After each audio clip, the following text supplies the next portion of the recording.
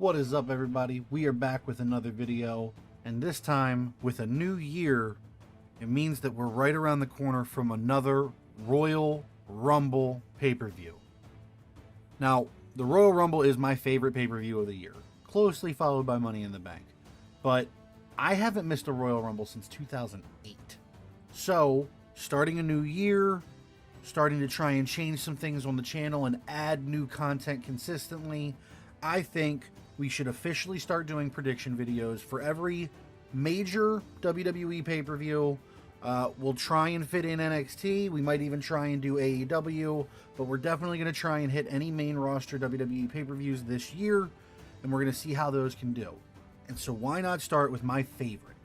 Like I said, I haven't missed Royal Rumble since 2008 when I went to the Royal Rumble in Madison Square Garden, New York, where I watched John Cena come back from a torn pec 3 months after tearing it and win the Rumble. That is one of only 2 pay-per-views that I was at in person. And because of that, I have a very special attachment to the Royal Rumble. I always watch it and track who's coming out, who hasn't come out yet, who gets the most eliminations. I'm like a stat nerd when it comes to the Royal Rumble, and I love it. So what better video to start our predictions with? And we'll jump right in. We'll start with the 2 non-Royal Rumble matches we have confirmed. So if anything gets added, I will comment my prediction before the Rumble pay-per-view starts. But what we do know is that there's 4 matches on the card. The first one being a United States Championship match between current champion Logan Paul and challenger Kevin Owens. Now, I love Kevin Owens. He's one of my favorites right now, but I don't see him winning. I think Logan Paul is going to hold on to that title until WrestleMania. I'm not a fan of Logan Paul. I've never been a fan of Logan Paul. This isn't like me wanting him to win. I would much rather Kevin Owens win. But I think that the publicity that Logan Paul brings to the WWE being a champion, there's no way they have him drop that title until Mania.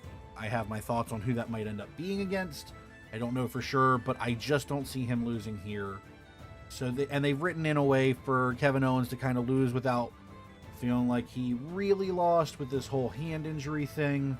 So anyway, the safe guess, the smart guess, my bet is on Logan Paul to retain the U.S. title.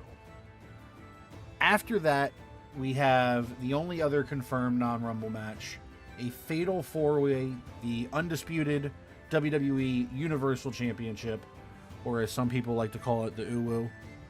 Roman Reigns will be defending his title in a fatal 4-way against AJ Styles, Randy Orton, and LA Knight.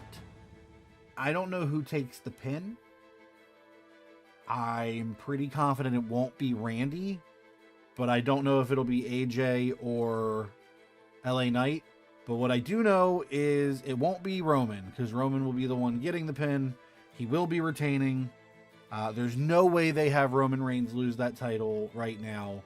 If he is going to lose it, it's going to be at Mania. If he doesn't hold it for another year, that is, to break Hulk Hogan's record. But there's no way, even if they are going to have him drop it before that, that he doesn't drop it at WrestleMania, if that's the case. Especially being WrestleMania 40, such a huge number. Sure, he could drop it down the road at a Survivor Series or something like that. Even next year's Rumble. But if he's going to lose it this year, like this early in the year, it's not going to be until WrestleMania.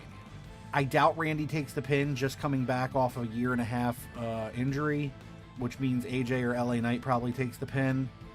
If I had to guess, I'd probably say maybe AJ takes it. LA Knight hits him with a move, then gets tossed out of the ring by Solo or Roman, and Roman steals the pin. Something like that, maybe set up a little feud for AJ and LA Knight.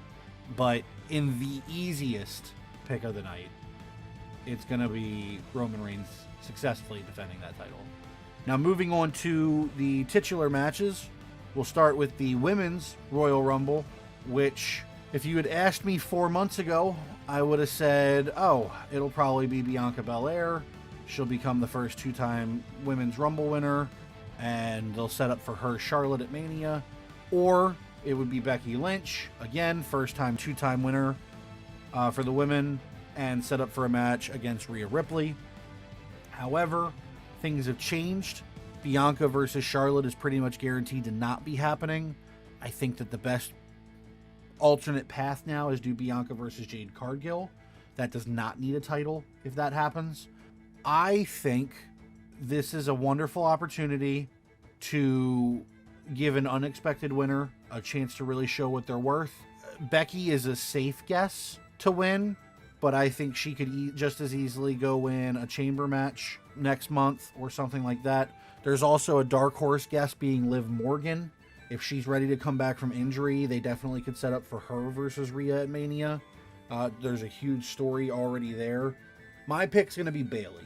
I think Bayley has been a very quiet background MVP for the women's division for the better part of a year. I think that she does not get her flowers anywhere near as much as she deserves. I think that she does not get the respect she is due. They are clearly setting up for her to get kicked out of Damage Control.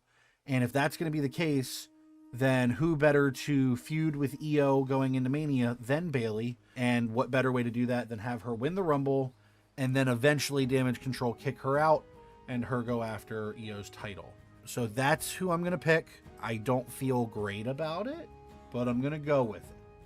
And then for the men's Royal Rumble, we have a bit of a complication that has come up with this. Leading into the Royal Rumble, the Raw Before Rumble, which you will have all seen by the time that this video comes out, we will know where Seth Rollins stands in terms of his injury. There have been reports that he potentially tore his MCL and meniscus. If that's the case, there's no way that he's healthy by Mania, and they're probably going to have to take the title off of him. If that's the case, I've heard rumors about the Rumble actually being for the world title. If that happens, it significantly reduces the possible winners. Right now, there's only 4 or 5 names that I could see winning the Rumble. Half of that would only be to go after Roman Reigns and the Undisputed title. So if this match becomes for the world title, that cuts the potential winners in half. And I think if that happens, the winner would have to be Drew McIntyre. Give him a story to, use. And then you set up for him versus maybe CM Punk at Mania. And have Punk have his big moment. But Drew also gets a moment of going into Mania as champion. So if it's for the title, I would say it would be Drew. If Seth is hurt, but it's not for the title, and we vacate the title and have a Mania match for like a number 1 contender spot against whoever wins the title at the Chamber, then I would go with CM Punk.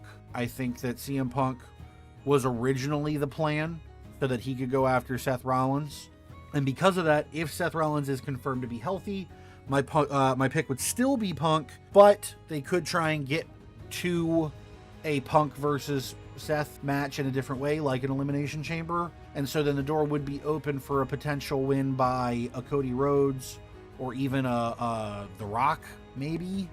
I know that there's talks of whether or not he's going to have a Mania match or an Elimination Chamber match with Roman. We'll see. I can't pick with that many variables. This one is one of the harder ones to pick because it's just so up in the air what's up with Seth Rollins. So I'm going to go with one of 2 answers. If Seth Rollins is hurt and has to vacate the title, and the title ends up being on the line in the Rumble match itself, I'm going to go with Drew McIntyre to win his second Royal Rumble.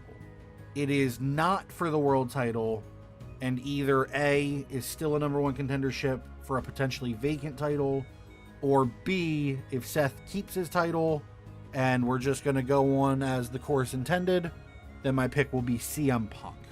But I will say, of my 4 match picks, I feel really good about the non-Rumble matches. The Women's Rumble I'm a little shaky on, and the Men's Rumble I am the least confident in. But that actually excites me. Honestly, I would say the last 10 Rumbles, maybe one of them had a surprise to me. The last one that I can think of off the top of my head that truly surprised me, maybe Shinsuke Nakamura back in 2016. That might be the last time I was truly surprised. Nonetheless, I think that the Men's Rumble really has the potential to surprise people. I think the Women's Rumble does too. I hope that they do some things that we're not expecting. Most of all, I hope we get some really cool returns, some really epic moments, and I hope we all have a good time watching it, because the Rumbles the past couple years have been sort of predictable, and that does take a lot of the fun out of it. But we'll see. Let me know in the comments who you think is going to win all 4 of these matches, and if they add any matches the week before on SmackDown or Raw, let me know who you think will win those. With all that being said, thank you guys so much. We'll see you guys again for the Elimination Chamber. As always, I am Pip. Y'all are the greatest, and when in doubt, we'll see you next time. See ya!